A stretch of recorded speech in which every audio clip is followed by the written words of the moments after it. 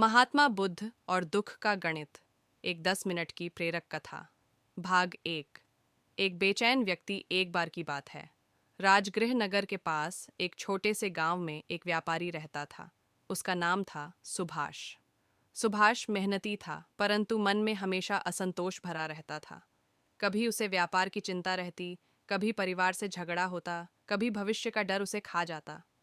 एक दिन उसने सुना कि पास के वन में महात्मा बुद्ध अपने शिष्यों के साथ ठहरे हैं। लोग कहते थे, जो भी उनसे मिलने जाता है उसका जीवन बदल जाता है। सुभाष ने निश्चय किया कि वह भी बुद्ध से मिलकर अपनी सभी समस्याओं का हल पूछेगा। भाग 2। बुद्ध से भेंट। अगले दिन सुबह वह बुद्ध के पास पहुंचा।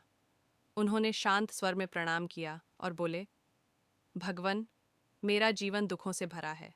कभी व्यापार में हानि होती है, कभी घर में कलह, कभी शरीर बीमार पड़ता है, कभी भविष्य का डर सताता है। क्या ऐसा कोई उपाय नहीं कि मैं सारी समस्याओं से मुक्त हो जाऊं? बुद्ध शांत मुस्कान के साथ बोले, सुभाष, तुम्हारे जीवन में हमेशा 83 समस्याएं रहेंगी। सुभाष चौंक गया। 83 समस्याएं? पर भगवान, मैं तो उन्हें खत्म करने आया हूं, गिनने नहीं। बुद्ध ने धीरे से कहा, समस्याएं जीवन का स्वभाव है। कभी स्वास्थ्य की, कभी संबंधों की, कभी धन की, कभी अपनी ही सोच की। जब एक जाती है, दूसरी आ जाती है। मनुष्य के जीवन में 83 तरह की परेशानियां हमेशा रहेंगी। भाग 3। असली समस्या। सुभाष ने झल्लाते हुए कहा, तो क्या इसका कोई अंत नहीं है?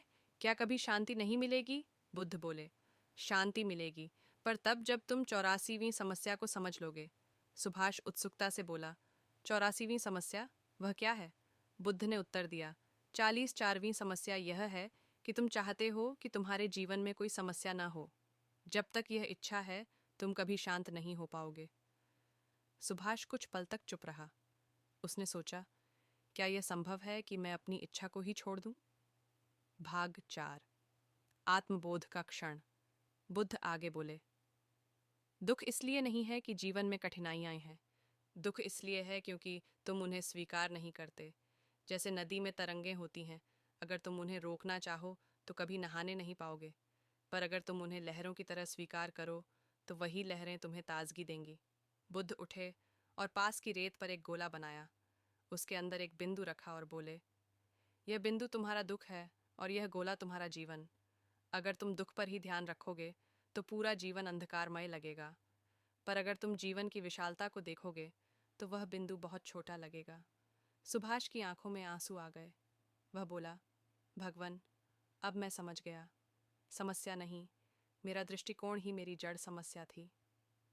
भाग 5। एक नया दृष्टिकोण। सुभाष ने उसी दिन संकल्प लिया कि वह जीवन से भागेगा नहीं, बल्कि हर परिस्थिति को सीख की तरह स्वीकार करेगा। कुछ महीने बाद जब वह फिर बुद्ध के पास पहुंचा तो उसका चेहरा शांति और संतोष से भरा था। बुद्ध ने पूछा, सुभाष, अब कैसी हैं तुम्हारी 83 समस्याएं? वह मुस्कुराया और बोला, भगवन, वे सब वही हैं, पर अब वे मुझे सताती नहीं, क्योंकि मैंने 84वीं समस्या का हल पा लिया है। बुद्ध मुस्कुराए और बोले, यही सच्चा ज्ञान है। दुनिया नहीं बदलती, हमारा दृष्टिकोण बदलता है। कहानी की सीख। 1। जीवन में दुख और समस्याएं रहना स्वाभाविक है। 2। असली मुक्ति तब मिलती है जब हम उन्हें स्वीकार कर लेते हैं। 3।